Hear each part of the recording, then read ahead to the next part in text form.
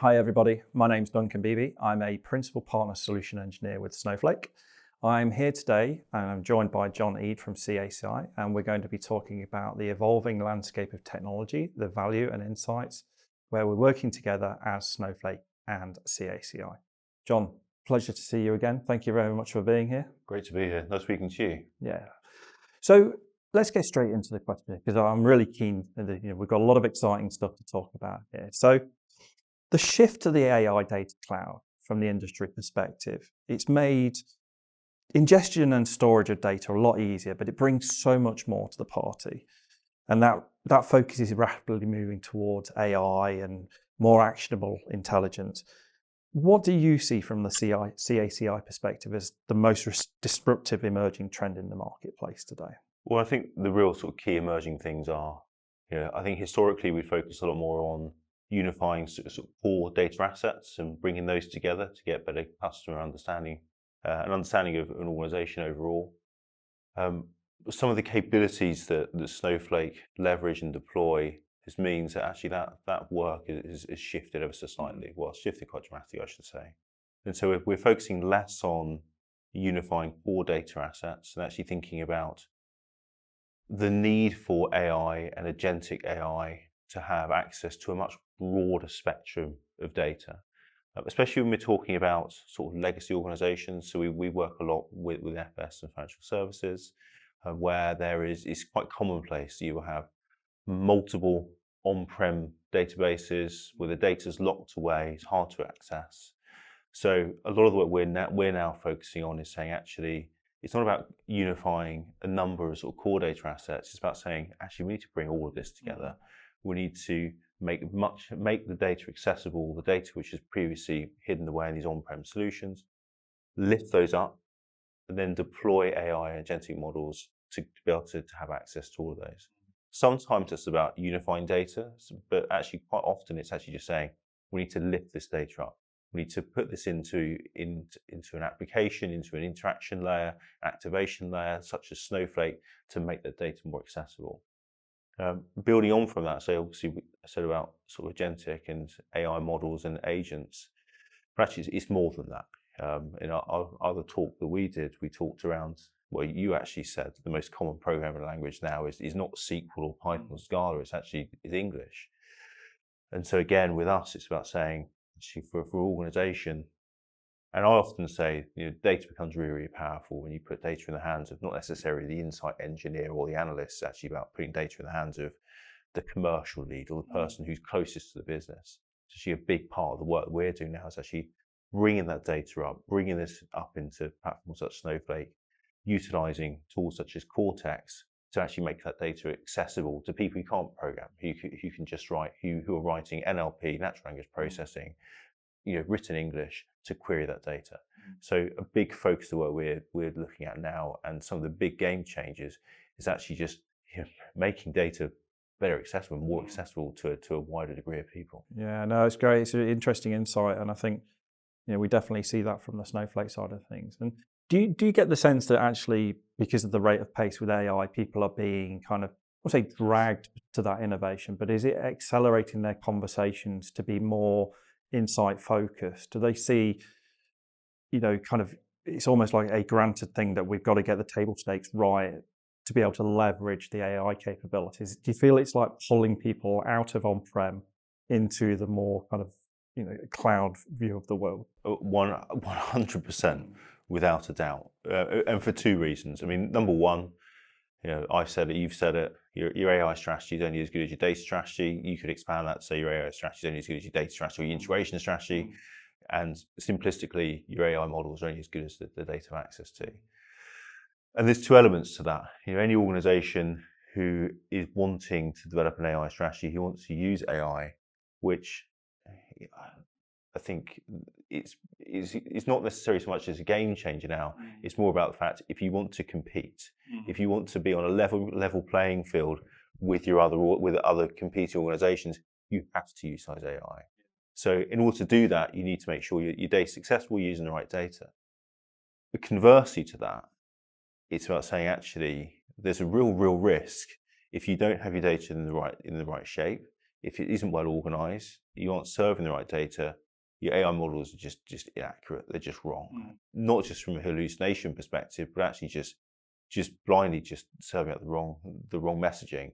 So there isn't loads of value in just deploying loads of really good AI models if they just don't have the data to power it. So it's definitely lifting everyone up, definitely putting up, everyone needs a North Star to focus on.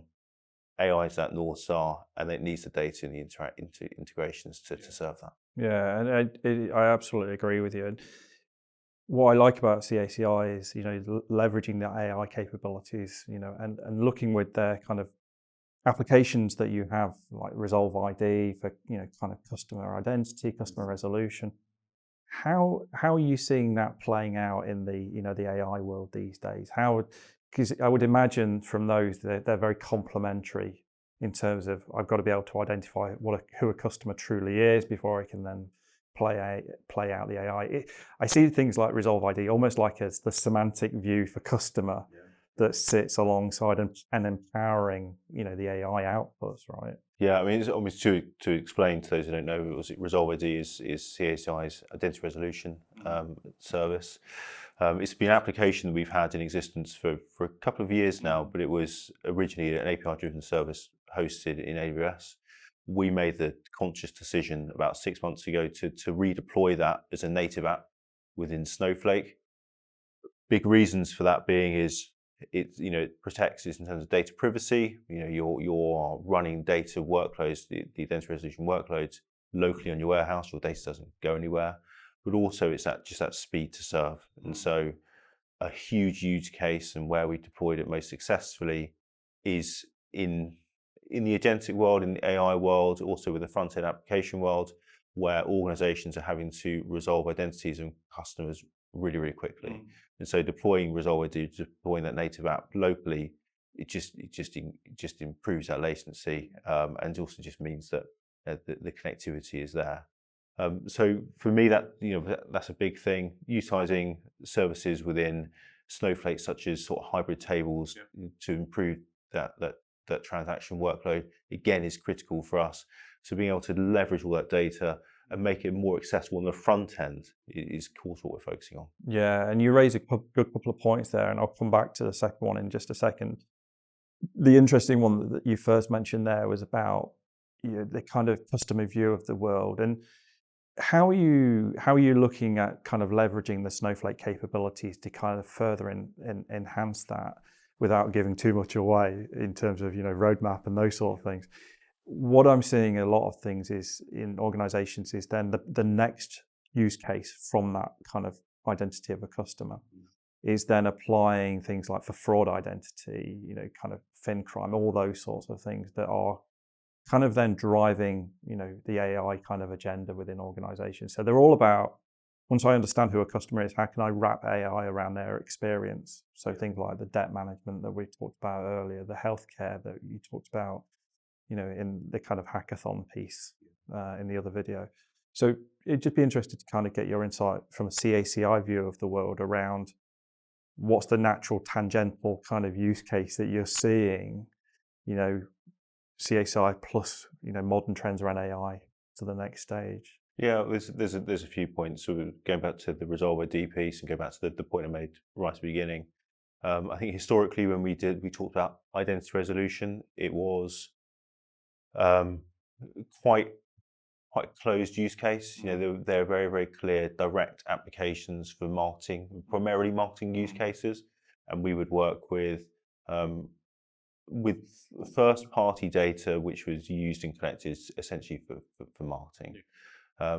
Move back onto my second point in terms of the role of Snowflake and CACI and agentic and bringing more customer data together. Now we're seeing identity resolution, ResolveID being thought of as much broadly. So we are having these sort of multiple disparate on-prem databases with a very significantly varying view of who the consumer is, be it from they've taken out insurance a long time ago. These are the policies they've got from their B2B2C provider versus what are their digital impressions online. Now we're seeing ResolveID and identity resolution having a much broader spectrum of applications to try and bring a much broader, disparate set of your data together. So that's number one. That's key. Certainly, where we're seeing now in terms of our roadmap in the work that we're doing, data is obviously at its core, and data unification is at its core. And say, to go on about it, your AI model is only as good as the data you have. We're doing a lot of work with organizations on a number of spaces, AI being one of them, also the use of Cortex, and developing and maintaining those semantic layers is really, really key for us. So creating those data assets that enables those end users to use English to essentially query the data and get back the results that they need is significant for us. We're also doing a lot of work in the data clean room space. And again, this sort of ties into identity resolution. And with the oft mentioned, but never really happening, demise of the third-party cookie, again, organizations are thinking about how can I leverage my first-party data better? And how can I create better relationships with other partners, other third parties, to share my data, to understand insights, and also to get information on my customers to improve my understanding of who they are when I'm lacking that first-party data. So again, sort of building out those clean rooms, those clean room strategies is fundamental to us. Yeah, it's interesting, and also as a lot of customers now are blending their architectures between that medallion traditional piece, which is kind of quite, I wouldn't say laborious, but goes through a lot of hops to kind of get to where people need to get to. And AI is a different paradigm; they want it now, and they want it quickly. So a lot of people are kind of blending that medallion with that, almost like that kind of data, dare I say, mesh and product view of the world. And actually, what I'm starting to see is that need for a very secure set of identity resolved customers that are a reusable asset inside an organization that, again, can leverage things like the internal Snowflake marketplace to share consistent data across. Are you seeing those sorts of things in the market? You have a wry smile. I'm guessing this is something that you're seeing. Yeah, I do. Quite across. And I have a wry smile for a number of reasons. That's the first time I've ever heard anyone call a medallion architecture legacy before. Yeah. But okay. So, I would say 90% of the conversations that I have are thinking about actually streamlining data architectures. Yeah, exactly. And focusing much more on sort of the quote-unquote serving layer. Yes. And a lot of the projects that we've worked on recently is, dare I say it, sort of cutting out the lower two tiers of medallion architecture and building out data products directly from source data, using things like ResolveID to do the curation of data at that top layer. For a number of reasons, again, leading back onto the point about Snowflake being used more and more as this activation layer, a lot of the work that we're playing in now is more about how we can serve data better. So I don't want to spend, 6 months warehousing data to then serve it. I want to serve this data now. I want to get into my models now. I want to get into my applications now. So we are focusing much more on that top layer, serving layer, building out those outcome-driven data products to enable that. Obviously, Snowflake makes that possible, by building out views and materialized views on that data and tables on that data. But a significant amount of the work we're doing is actually just focusing on that top tier. How do we serve data? Yeah, no, I agree, and that's exactly my analogy with that. And it was actually, when I was talking to a client the other day, they were starting to talk about Medallion already being legacy in the age of agentic AI, because it's more focused on that presentation layer to the right hand side of what we've traditionally seen as the different phases. That's where they're putting a lot of their effort into these days. The irony being, of course, is that, I say the irony being, the medallion architecture, there's the data lakehouse type style architecture. The reason people moved to that versus a sort of traditional data warehousing style was because of the speed to deliver. Now we're actually saying, do you know what, we can make the first two layers of that redundant. We can just focus on the serving layer. That's it. And it's about then being able to make those data products available that serve the most traditional BI worlds and the more kind of exploratory AI worlds of this that we're seeing. Yeah. So from your perspective, what are you seeing? We've talked about data products, we've talked a bit about, kind of Cortex. From your perspective, what are the kind of key things from the Snowflake platform that excites you the most in relation to AI and CACI? Is it the fact that we've just kind of announced the Postgres kind of addition to it? Is it the addition, the evolving Cortex? What excites you from the future from a CACI perspective with the partnership about the capabilities of Snowflake? Oh, there's so many things. There's so many things. I mean, I'd start at the beginning, as I guess I should do. Snowflake makes the barrier for entry so much lower. And so we can focus in on a client engagement, focusing almost immediately on the outcomes rather than thinking about the path to the outcomes. So for me, that opens up the door for us to deliver a much broader set of use cases, a much broader set of capabilities than I think we previously could, just because of the time frame to get there and also the investment to get there.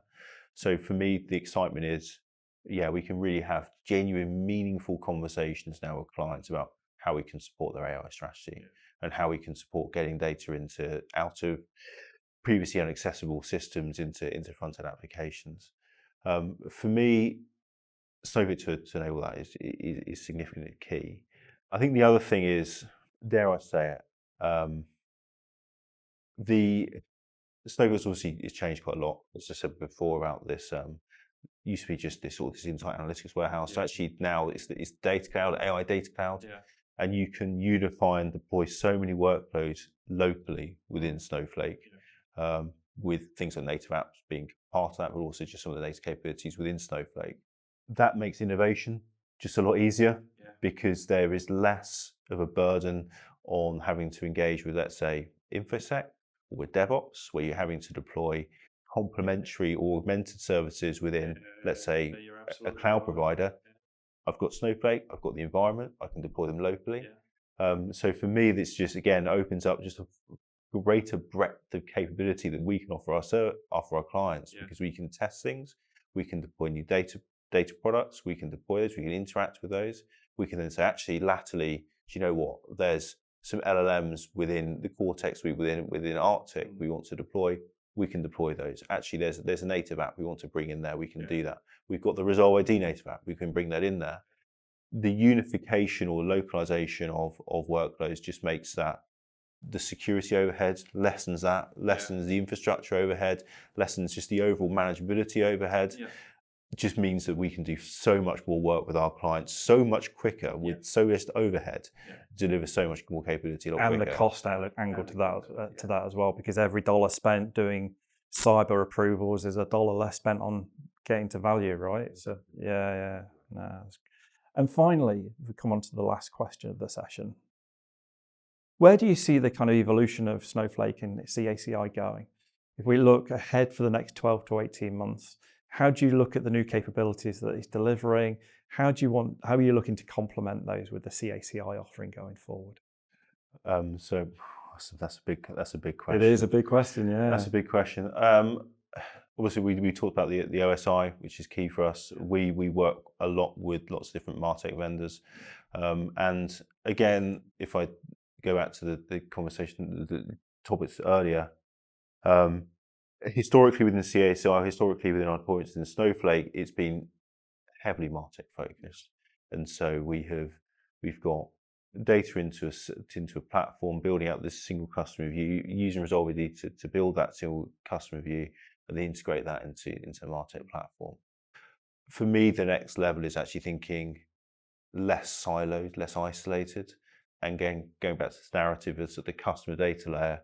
It's no longer about marketing, it's no longer about operations, no longer about insight. It's a complete 360 view of the customer across all those touch points, and using such things as OSI, just enabling just better, greater connectivity to much more disparate platforms. So we've been working with a UK-based insurer for a couple of years now.